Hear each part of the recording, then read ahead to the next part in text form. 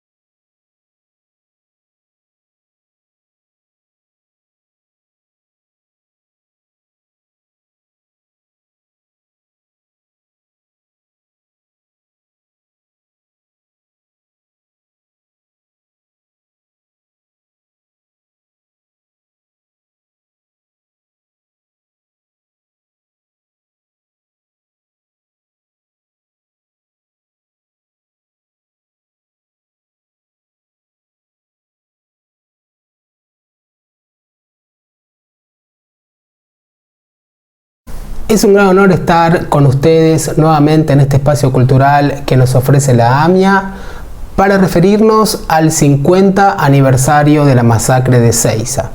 El día 20 de junio de 1973 se produjo el regreso definitivo del general Perón a la Argentina.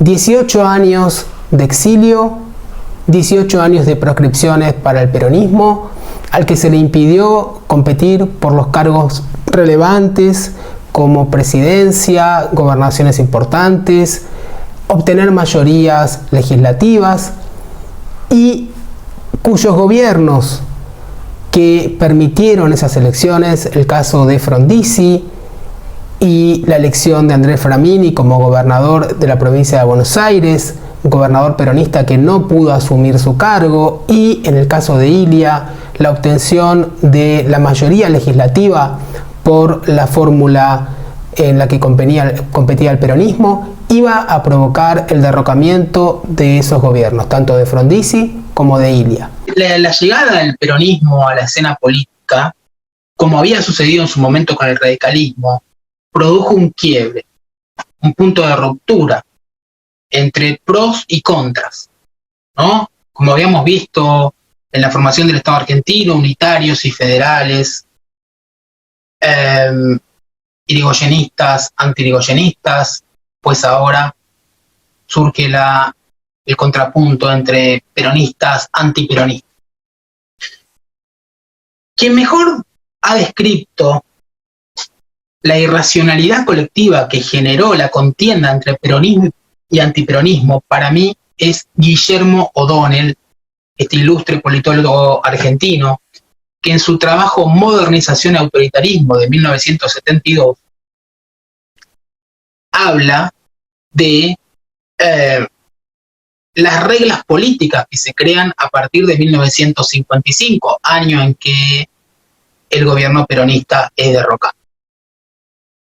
Y toma para ello algunos acontecimientos que se van dando, especialmente a partir de la llegada del Frondizi al poder. Con el peronismo proscripto, de hecho, el justicialismo es una forma elegante de evitar decir peronismo, y obligada, por la propia proscripción del peronismo y todas sus palabras relacionadas y su simbología que se va a dar luego del 55. Recordemos el pacto entre Perón y Frondizi a través de John William Cook y Rogelio Frigerio, que le va a permitir a la UCR intransigente a la que pertenecía Frondizi llegar al poder. La UCR se había dividido entre este sector intransigente y la Unión Cívica Radical del Pueblo de Balbín y Arturo Illia. Bueno, lo cierto es que Frondizi en 1962 va a permitir que el peronismo se presente al acto eleccionario. Y de manera inesperada, el peronismo va a ganar las elecciones legislativas en 9 de los 17 distritos en que se realizaron y va a ganar 6 gobernaciones. 6 gobernaciones. Buenos Aires, Chaco, Neuquén, Río Negro, Santiago del Estero y Tucumán. Buenos Aires, por supuesto, la más importante. Y partiendo de esta premisa de que Andrés Framini, que es quien gana la gobernación y no puede acceder a su cargo, el peronismo sigue proscripto y esto va a desembocar en la caída del propio gobierno de Frondizi, entre otros motivos. Lo que va a decir O'Donnell es que a partir de 1955, por lo menos hasta 1973, se va a dar un juego imposible o irracional entre peronistas por un lado y antiperonistas por otro. ¿Cuáles son las reglas de este juego? Reglas implícitas, reglas no escritas, por supuesto. Primero, leo textualmente lo que dice O'Donnell.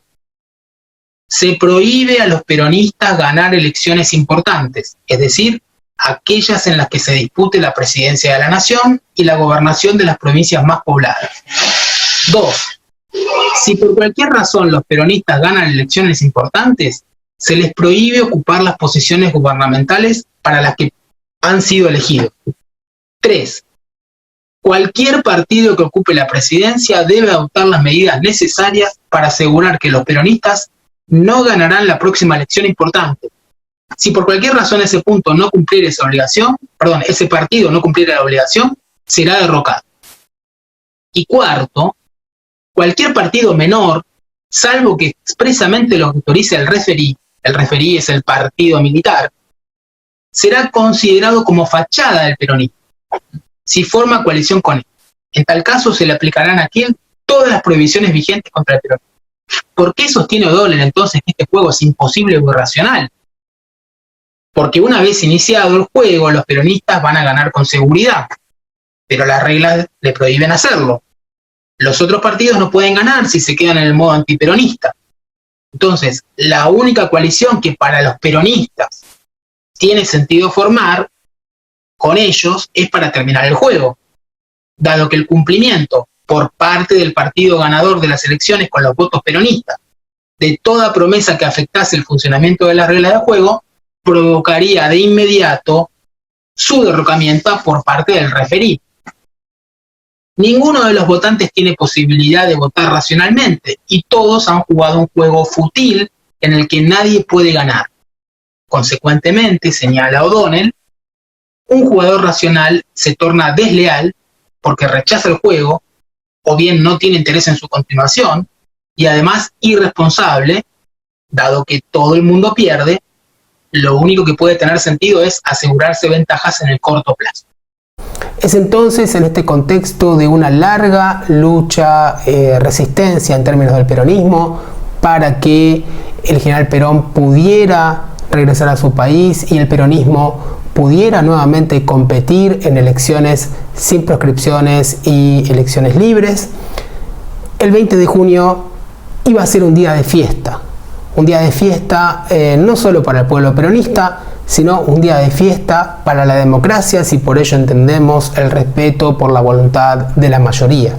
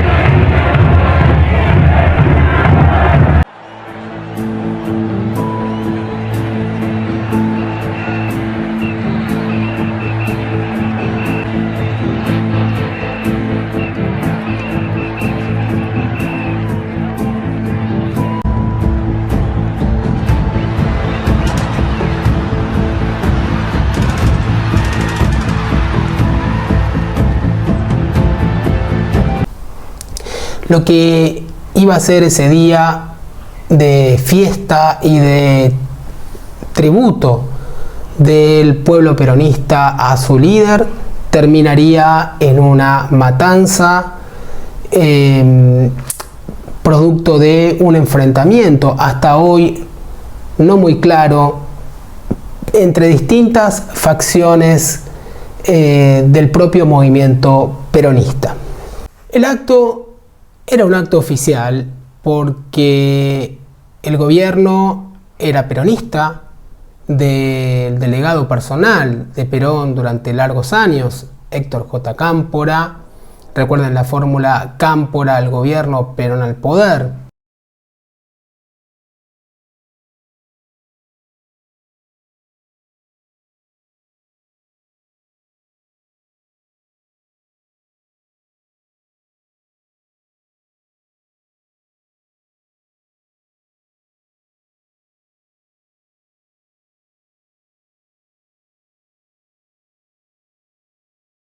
Iba a ser organizado por José López Rega, el coronel retirado Cinde, entre otros.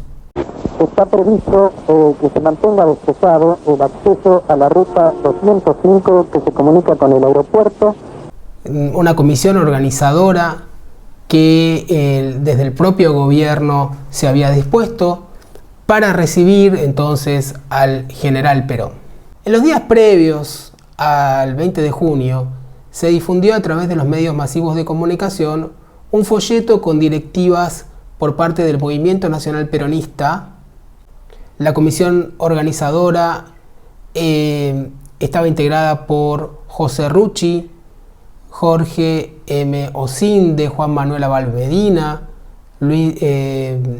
Lorenzo Miguel, Norma Kennedy, y decía que en su labor esta comisión cuenta con el concurso de los distintos organismos del Estado Nacional, de acuerdo con instrucciones impartidas por el presidente de la Nación, el compañero Héctor Cámpora decía, y la colaboración de los gobernadores de las provincias, entre otras autoridades del movimiento nacional peronista, y que recomendaban que las distintas columnas que se manifestaran no llevaran insignias o pancartas que fueran a provocar la violencia de otras.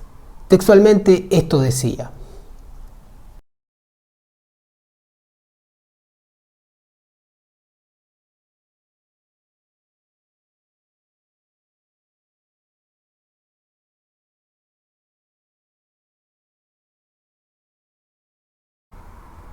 justamente en un libro reciente, Conocer a Perón, uno de los organizadores, Abal Medina, rememora la masacre de Seiza y destaca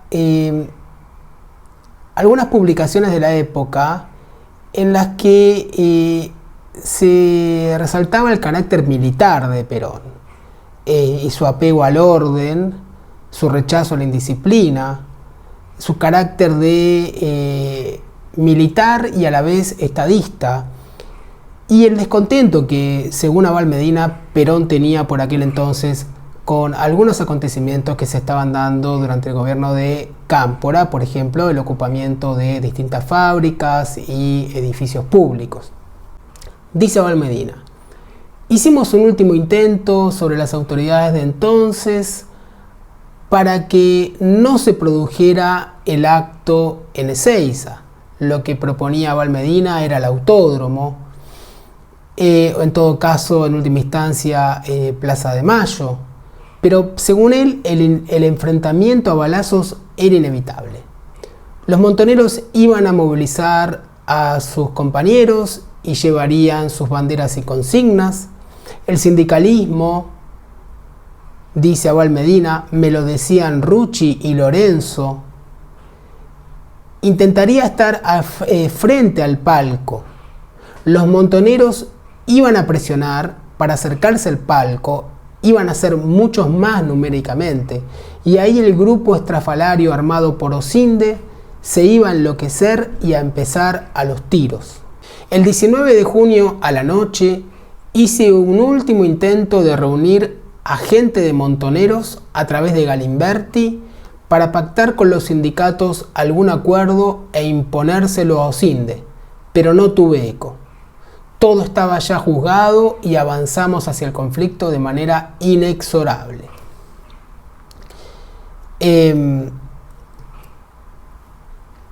general Perón es informado una vez que empieza la balacera, luego del mediodía, de esta situación, y su comitiva decide aterrizar el avión en la base militar de Morón. La fiesta se había convertido en tragedia. Pues bien, el problema, el conflicto, se va a dar cada vez más por aquella época entre los sectores asociados a la izquierda, desde el punto de vista ideológico, aquellos que querían un socialismo o una vía al socialismo, una vía de cambio, en algunos casos revolucionario, y estamos hablando de Montoneros, estamos hablando de la Juventud Peronista, estamos hablando de las Fuerzas Armadas Revolucionarias, las Fuerzas Armadas Peronistas, y por otro lado, los sectores asociados con el peronismo tradicional, el sindicalismo, lo que Perón consideraba como la columna vertebral del movimiento, que estaban asociados a la derecha del espectro ideológico, reacios a todo tipo de proceso revolucionario y que habían tenido una tradición de negociación y de acercamiento a los sucesivos gobiernos militares durante la proscripción del peronismo. A grandes rasgos, esta era la cuestión. Hay grandes sectores que se van incorporando durante la marcha a esta lucha que nosotros venimos sosteniendo. La gente joven tomará ahora nuestras banderas y las llevará al triunfo. Nuestro movimiento es indudablemente de base socialista porque pivotea sobre la justicia social. La conducción debe de ejercer sobre todas esas fuerzas sin violencia su acción persuasiva, que es lo que trato de hacer yo. Es decir, que el que conduce en conjunto debe de ser una suerte de Padre eterno que bendice orbe et urbi. Unos están en una acción contemplativa, otros están en una acción de superficie, otros están en una acción violenta y activa. Cada uno de ellos está trabajando para lo mismo. Yo permito todo en el movimiento. A nosotros no tenemos prejuicios de ninguna naturaleza, porque así tienen que ser los movimientos. Tenemos hombres de extrema derecha y tenemos hombres de extrema izquierda. El sindicalismo, representado en José Ignacio Rucci, Rogelio Coria y Lorenzo Miguel, le permite al líder mantener un aparato de superficie. El problema es la excesiva disposición de los jefes sindicales para entenderse con el gobierno de turno y la autonomía que han adquirido para negociar. ¿Dejó de ser participacionista usted, Coria? Bueno, mire, el participacionismo es una cosa muy vieja dentro del movimiento obrero y en el socialismo siempre hubo participación. Nosotros no tenemos ningún inconveniente en entrevistarlo todas las veces que sea necesario con el gobierno. La juventud y la guerrilla le permiten a Perón poner un límite a las ambiciones sindicales.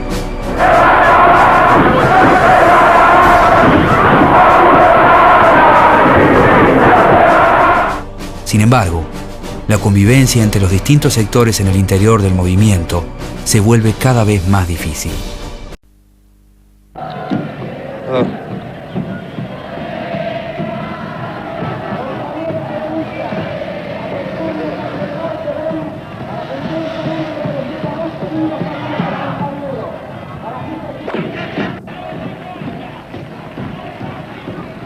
El desplazamiento de la columna, todos los detalles que se vayan dirigiendo a la columna y tomar lugar en sus respectivas zonas. Guarda,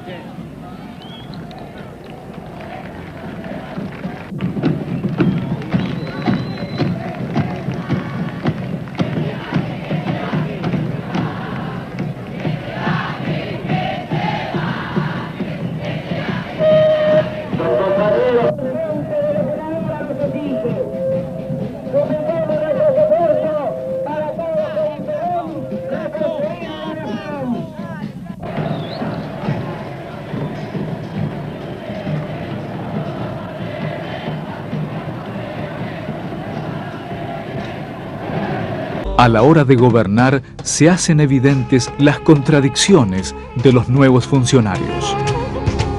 La discusión pasa por planteos tan profundos como la distribución de la riqueza y hasta el mismo sistema económico capitalista. Mientras los jóvenes ligados a los montoneros se hacían eco de la promesa de Perón de instaurar un socialismo nacional, los sectores mayoritarios del movimiento, vinculados a los poderosos sindicatos y al aparato partidario, recuerdan que el líder hablaba de comunidad organizada y acuerdo social. Ahora bien, el regreso del general Perón se había posibilitado merced a un acuerdo con el general Lanusse, el gobierno dictatorial de Lanusse, y justamente este general recuerda en sus memorias cómo veía la cuestión, por qué él pensaba que Perón debía retornar al país. Voy a leer textualmente. Lanusse dice: ¿podíamos ser tan tontos como para seguir enmascarando el meollo de la situación que debíamos resolver? El golpe de Estado de 1962, que derrocó a Frondizi, ¿se hizo por la política internacional del presidente o porque el peronismo, poniendo a Andrés Framini como candidato en Buenos Aires, había ganado 10 días antes las elecciones, demostrando que las órdenes de Perón seguían siendo determinantes? El defenestramiento de Arturo Illia, ¿se había hecho por la lentitud del Congreso o porque convenía operar preventivamente ante la evidencia de que los justicialistas volverían a triunfar? ¿Hacía falta decir que desde 1955, en la prosperidad o en la desgracia, la mayoría de los argentinos seguía extrañando al hombre derrocado por la revolución libertadora, dice? Recordemos que para el peronismo será la revolución fusiladora. Análisis lúcido y claro de Lanusse. Nadie se ofenderá si digo que no se había tratado con Perón porque todos temían a la personal concepción de la moral que manejaba el viejo líder. Era fácil quedar envuelto en sus mallas. Perón nunca dejó de tener impunidad, la más absoluta impunidad para decir y negar o para decir dos cosas al mismo tiempo. Nosotros no queríamos herirlo más, ciertamente. Buscábamos crear las condiciones para un diálogo. Todos los presidentes anteriores habían buscado hacerlos sin llegar a las últimas consecuencias. Perón en vida, aunque era peligroso para cualquier diálogo, ofrecía sus ventajas.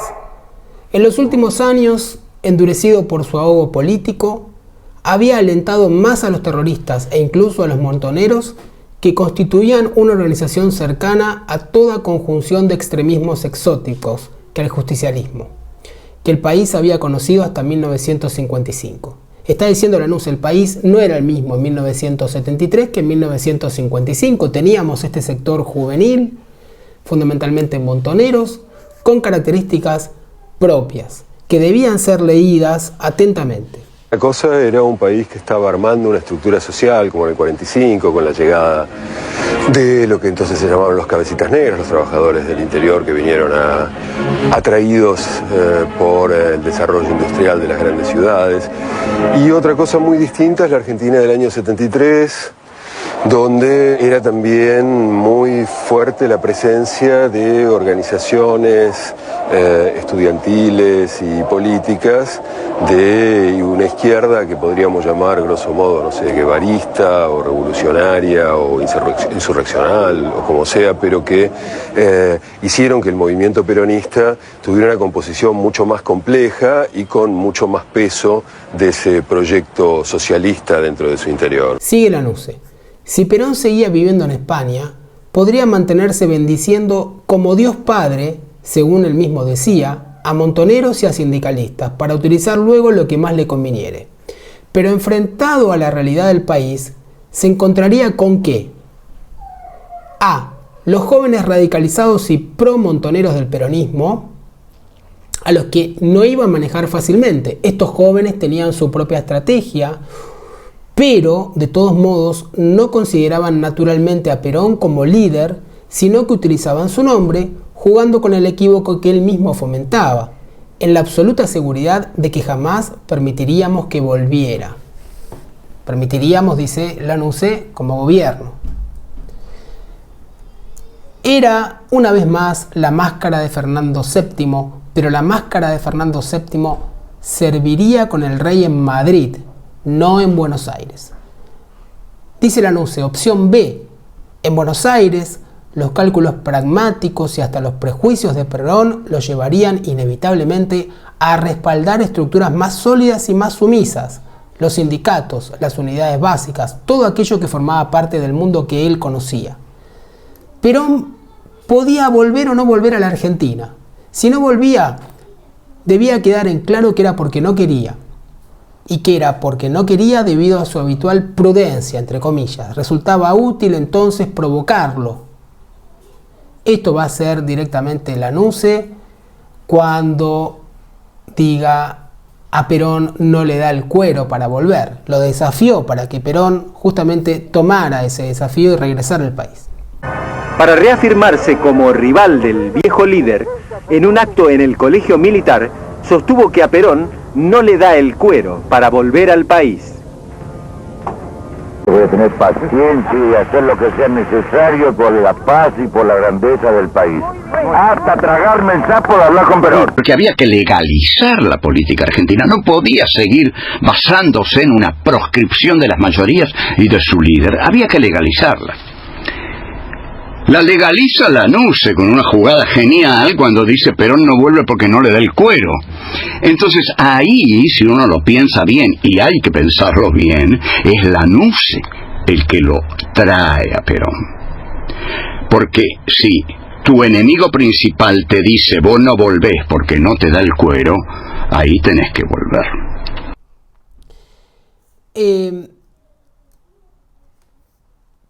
Provocarlo, dice Lanuse, para que si volvía, ello ocurriera en respuesta a un desafío personal, y que si no volvía, ello implicaba que rehuía ese desafío personal. No podríamos darnos el lujo de dejar otra vez lugar para un cálculo frío. Concluye Lanuse, vino, volvió a venir, fue presidente en lugar de Héctor J. Cámpora y murió maldiciendo a la guerrilla y al terrorismo. Yo no podía subestimar la influencia que ello tendría en un sector inmenso del pueblo. Si se hubiera quedado en Madrid, Perón hubiera sido un mito revolucionario de características especiales, con condiciones para ser utilizado como contraimagen de las Fuerzas Armadas. Falleció, en fin, como general, en vez de ser jefe teórico de una guerrilla imaginaria pero doliente en la vida de los argentinos. Vamos a ver ahora algunos archivos históricos y testimonios de aquel día. Miles de personas, un desbande general.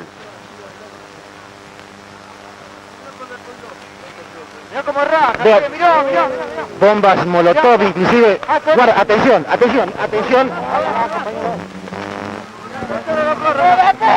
Vean ustedes esa persecución, dos automóviles directamente vinculados con la violencia. ¿Qué fue lo que vio, señor, usted? Yo estaba cerca del palco y empezó la tiroteo a tirar metralletas. ¿Cómo, señor? Los comunistas, para mí fueron los comunistas. Sí, del árbol cayó un muchacho también. Sí, cayó como un pajarito cayó. Y entonces nosotros disparamos y decidimos alejarnos. Porque seguían los líos, seguían los tiroteos. ¿Muchas personas heridas? Aproximadamente 35, si no había más. Muertos también, varios trajeron. Un hombre ya lo mataron ahí nomás, creo. Un hombre... Ya a la mañana había empezado, ya tiroteo, tiraban de la planta hacia el amontonamiento de gente. Y después tiraban de atrás para que la gente se amontonara toda. Arriba de los árboles y están castigadores, muy bien. Que tomaron anoche el palco oficial y se pusieron, coparon toda la zona de los techos, el palco, todo se pusieron de arriba para que no entraran los compañeros opuestos a ellos. Ya no van a volver, por supuesto. No, o sea, volver para allá.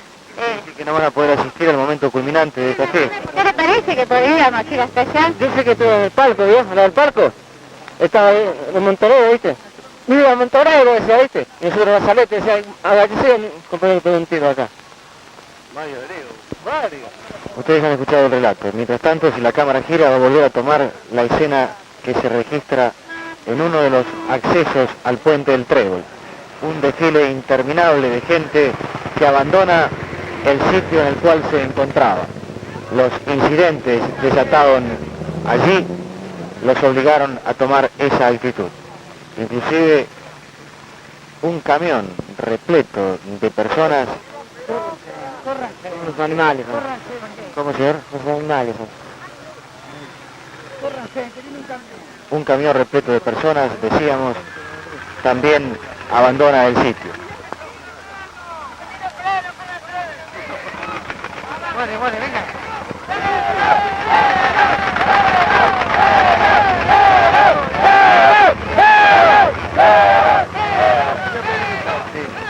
Una averiguación. ¿En qué sentido nosotros venimos asegurados por el poder del Partido Justicialista acá en esta zona? Señor, ¿usted qué fue lo que le pasó? Fuimos, elogiadamente, por la invitación del pueblo al poder justicialista, a recibir al general Perón. Me parece que esto es una audacia que no tiene pie ni cabeza. Yo quiero que usted me diga en qué sentido se consiente eso. Continuamos. A los pibes que estaban ahí de barrio. Los pibes chiquitos, señor. Los tuve que disparar, los tuve que pasar por ahí la cabeza. Por la tierra. Venimos a pegar al general Perón porque nos ha defendido toda la vida. Ahora que tenemos que esperarlo con los brazos abiertos, es cuando nos corren a balazos. ¿Esta es la libertad que tienen? ¿Cuáles son los que tienen esa libertad? ¿Los de la nueva fuerza? ¿Que tienen libertad? Los oligarcas. Tenemos una vida. Nosotros, los milicianos, no venimos a hacer esto, como lo que está pasando, señor. Este es un impacto de bala en una ambulancia. Dos tiros más, porque entramos al fuego. Ahí el doctor casi recibió una bala, y yo tengo otra bala por el pecho. Es impresionante, no se puede entrar adentro. ¿Qué cantidad de heridos aproximadamente puede haber? Y miren, la primera tanda, 6 y un solo tiro, y ahora traje 2. ¿Una persona muerta? No, mire, el señor que traje traía un edificio de salida, y el señor de recién no sabemos. No se puede entrar, porque el fuego es nutrido y está muy en el centro. ¿Cuánto hace que se desató el fuego? Y no, esta es la segunda vez. Aparte han quemado un coche y han variado otros coches, ya ven. Ahora tiran sin discriminación de edad ni nada por el estilo. Y en determinado momento se escuchan tiros. Ni muchos ni pocos, tiros. Para evitar que esa columna quede adelante, es que los del palco primero empiezan a pegar y después empiezan a disparar. Y la fui cubriendo a mi hija y las balas llovían. Hasta que por ahí cayó un compañero que le pegaron en el tobillo un tiro. Me acuerdo que a un chico lo hirieron en el pecho, me acuerdo que a otro se había hecho pis encima del susto. La masacre aceleró el fin de la presidencia de Héctor Cámpora y marcó el inicio de una guerra interna entre dos tendencias peronistas que en pocos meses se trasladaría a todo el país. Parte de la juventud peronista, sentíamos que estábamos iniciando una transformación profunda de la sociedad. Sabía que Perón en general lo que hacía era manejar su movimiento como podía, tratando de eso, de darle espacio a los que le demostraban que merecían ese espacio o que lo iban a arrebatar de algún modo. Y me parece que la política de toda la tendencia revolucionaria, como también se la llamaba, en esos meses de mediados del 73, consistía en mostrarle a Perón esa fuerza. La derecha peronista y sus representantes en la organización del acto del 20 de junio, sobre todo Jorge Osinde, Norma Kennedy y demás, querían tener el control absoluto de la situación.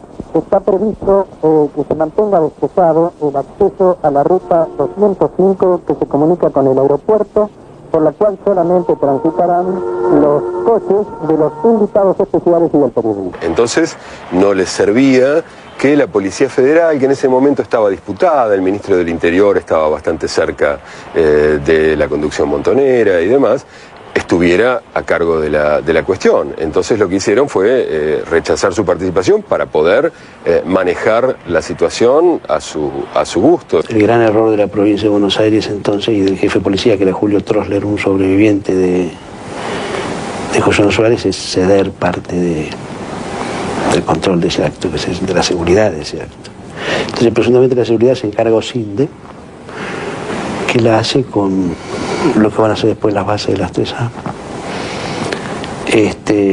con gente del Ministerio de Bienestar Social y con un sindicato muy pequeño que era el SUTACA, el Sindicato Único de Trabajadores del Automóvil Club, que es el que presta los móviles y es el que brinda las comunicaciones entre la gente del palco. Mostrarle a Perón que éramos muchos y fuertes y que tenía que darnos bola, una de las cosas centrales era ocupar toda la zona más cercana al palco desde donde se suponía que Perón iba a hablar a la multitud. Porque era la ocasión de, con pancartas, con consignas, con presencia, mostrarle ese peso de movilización que la juventud peronista efectivamente tenía en ese momento. Dentro de toda nuestra inexperiencia y que éramos verdaderamente imberbes, como nos dijo después el general, nosotros teníamos conciencia de que 2 años no era nada, de que Perón era, como le llamábamos, el único factor de unidad nacional, el UFUN en la jerga, y que Perón desaparecería en 1 o 2 años. Y el ejército, con toda su concepción gorila, estaba intacto, y que el contragolpe era absolutamente previsible, no era ninguna sorpresa para nosotros. Lo que sí teníamos claro es que estaba planteada ya una lucha político-ideológica entre los sectores ortodoxos y conservadores del peronismo y los sectores revolucionarios del peronismo. Y que esa lucha, la dirección del proceso que tomara esa definición, dependía de Perón, de la posición que tomara Perón. Esto era muy obvio. Y por lo tanto, nuestra decisión política era mostrar ante Perón un poderío de masa, de opinión pública, para decirle: vea, general, el proceso va por acá, no va por sus viejos dirigentes de la burocracia sindical. Leonardo Fabio estaba a cargo de la parte artística del acto.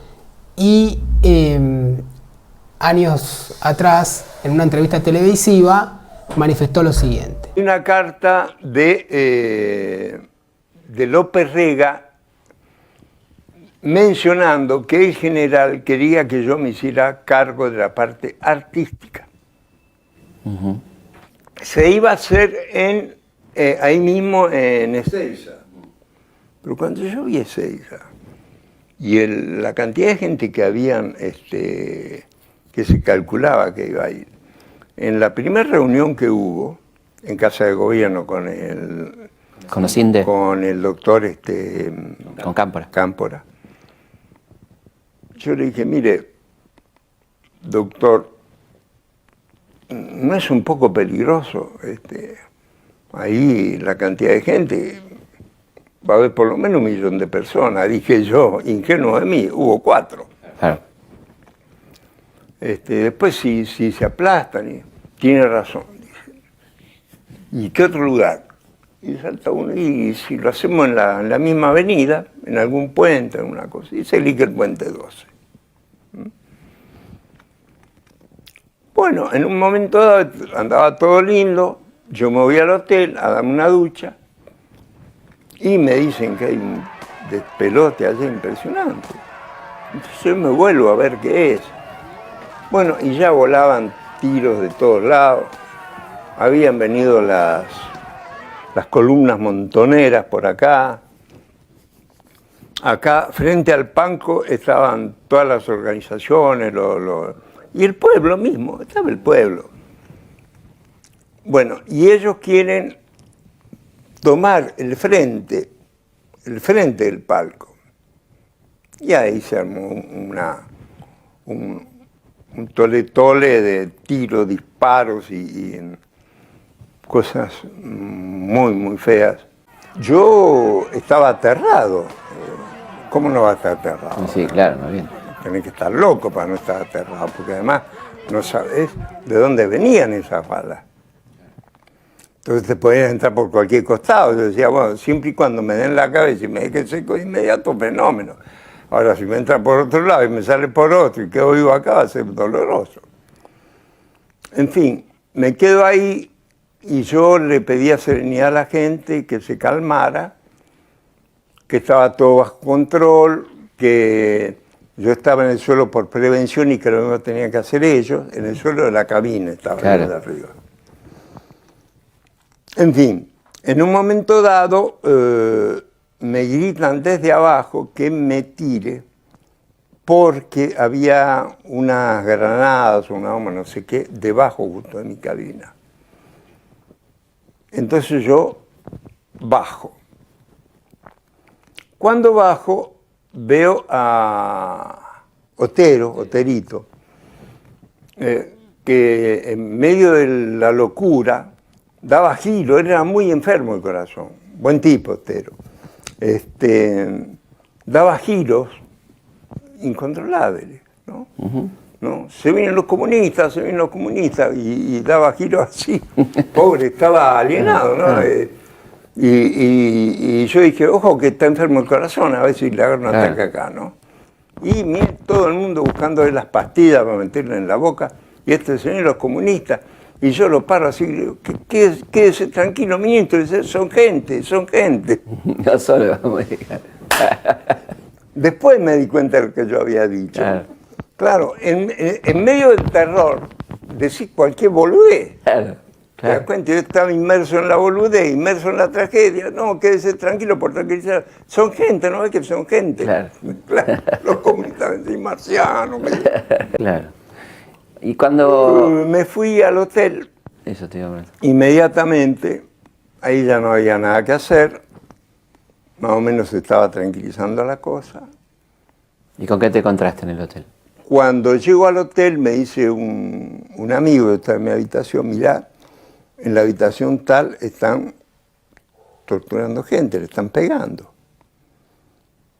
Bueno, me voy hasta esa habitación, comienzo a patear la puerta, se produce un silencio adentro y yo le digo, abran, yo soy Fabio, abran porque si no bajo, tengo todo el periodismo ahí y vamos a subir con todo el periodismo, voy a patear la puerta. No me daban bola. Mira, abran o me suicido acá. Entonces, según Berbisky, una locura más de la mía, ¿no? Horacio. La cosa es que abrieron, cuando entré me encontré como un espectáculo. Horroroso. Había sangre en los techos, ¿no? Le digo al chico que me había avisado, ¿no? Y que había entrado conmigo. Le digo, haceme un favor, tomarle el nombre a todos los chicos que están acá que han sido golpeados. Y a ustedes les pido que se vayan y les juro que nunca va a salir de mi boca lo que yo vi acá. Yo a ustedes no los he visto, no sé quiénes los han golpeado a estos chicos. Retírense, por favor, porque yo digo, me voy y lo matan, lo liquidan, lo matan. Había unas enfermeras más verdugas que los otros que le dijeron, bueno, maricón, deja de llorar, le dijo a uno, mira. Fue muy feo, muy feo. Bueno, me quedé ahí un rato más, se fueron estos. Y yo quería tener la garantía de que ellos no volvían ahí. Claro. Bueno, los recostamos bien a estos muchachos, se quejaban mal. Digo, no, ahora los retiramos a todos, acá van a un hospital. Y no querían que yo me fuera. Quédate, no, caga para acá. No, yo no me voy, le digo, yo no me voy. Yo me voy cuando ustedes estén en el hospital. Ya les tomamos los nombres, bajé con la lista de nombres, se la entregué al periodismo. Estos chicos están ahí, está la habitación. Y desde ahí me comunico con Osinde, Cornel. Responsable del acto. El responsable de la seguridad del acto. Él andaba dando vueltas con un helicóptero por toda la zona, que ya se había tranquilizado. Y le digo, Coronel, mire, la situación acá es esta. Hay unos chicos que están en esta habitación, yo le ruego, por favor, que envíe un helicóptero, ambulancia no, porque no van a poder pasar, que los levante y que los lleve a un hospital. ¿Cómo son los nombres de los chicos? Bueno, les dijimos traer los nombres, Perfecto, ¿y dónde están? ¿En qué habitación están? En tal habitación, tal habitación. Digo, ¿me puedo quedar tranquilo? Por mi honor puede quedarse tranquilo. Bueno, a la hora los pibes estaban en un hospital, no sé, no recuerdo en qué hospital. Se salvaron todos. Se salvaron todos. Y después te lo pudieron agradecer. No, me mandaron una plaqueta muy bonita con uno de ellos. Como nota al pie, digamos que Leonardo Fabio va a culminar esa noche refugiado en la casa de Abal Medina. Esto lo cuenta Abal Medina en el libro reciente del que hablábamos hace un rato. Entonces, la secuencia podría ser la siguiente. El 20 de junio se esperaba efectivamente una convocatoria multitudinaria en las cercanías del aeropuerto de Ezeiza. En el puente del Trébol se había montado unas gigantografías, un escenario con gigantografías de General Perón, Isabel Perón y Evita. Era previsto por la misma organización, y así lo dice Abal Medina, que el sector mayoritario de montoneros se iba a enfrentar con el sector minoritario representado por el sindicalismo tradicional del peronismo. Se produce un enfrentamiento armado que deja un saldo de casi una decena de muertos y múltiples heridos. Esos heridos, o muchos de esos heridos, son trasladados por sectores asociados a la organización del acto hasta el hotel del aeropuerto internacional de Ezeiza. Allí son torturados, muchos de ellos son asesinados. Esa noche hubo un discurso en cadena de Perón. Perón dijo, un discurso destinado a arrinconar políticamente a la juventud peronista y al montonerismo. Cada argentino, piense como piense y sienta como sienta, tiene el inalienable derecho de vivir en seguridad y pacíficamente. El gobierno tiene la insoslayable obligación de asegurar. Quien altere este principio de la convivencia, sea de un lado o de otro, será el enemigo común que debemos combatir sin tregua, porque no ha de poderse hacer ni en la anarquía que la debilidad provoca o la lucha que la intolerancia desata. Los peronistas tenemos que retornar a la conducción de nuestro movimiento, ponerlo en marcha y neutralizar a los que pretenden deformarlo desde abajo o desde arriba. Nosotros somos justicialistas. Levantamos una bandera tan distante de uno como de otro de los imperialismos dominantes. No creo que haya un argentino que no sepa lo que ello significa. No hay nuevos rótulos que califiquen a nuestra doctrina ni a nuestra ideología. Somos lo que las 20 verdades peronistas dicen. No es gritando la vida por Perón que se hace patria, sino manteniendo el credo por el cual luchamos. Los viejos peronistas lo sabemos. Tampoco lo ignoran nuestros muchachos que levantan banderas revolucionarias. Los que pretextan lo inconfesable, aunque cubran sus falsos designios con gritos engañosos o se empeñen en peleas descabelladas, no pueden engañar a nadie. Los que no comparten nuestras premisas, si se subordinan al veredicto de las urnas, tienen un camino honesto que seguir en la lucha que ha de ser para el bien y la grandeza de la patria, no para su desgracia. Los que ingenuamente piensan que pueden copar nuestro movimiento o tomar el poder que el pueblo ha reconquistado, se equivocan.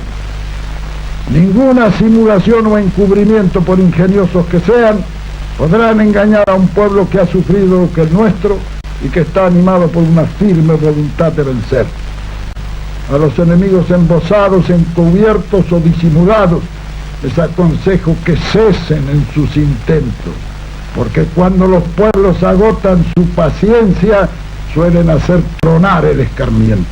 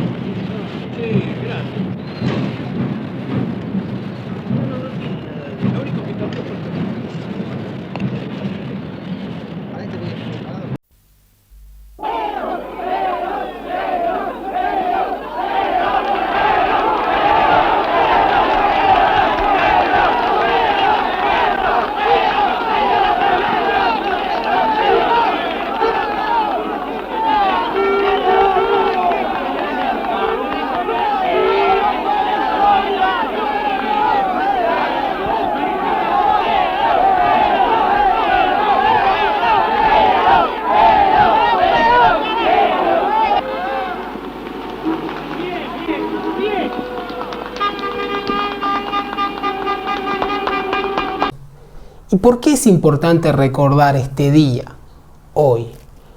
Por la violencia política de aquel momento, por el enfrentamiento armado como forma de resolución de conflictos, por una concepción de la democracia que va a entender que el otro es el enemigo y que hay que eliminarlo. Si a 50 años hemos aprendido a convivir en la diferencia y a bregar por la paz, esta conferencia ha tenido sentido y valga como recuerdo de aquellos que han perdido la vida en aquel momento y los que posteriormente la perderían bajo la dictadura militar. Pronto cumpliremos también 40 años de vida democrática ininterrumpida y esos son los valores que creo que tenemos que defender. Será en otra oportunidad que nos veamos. Hasta entonces.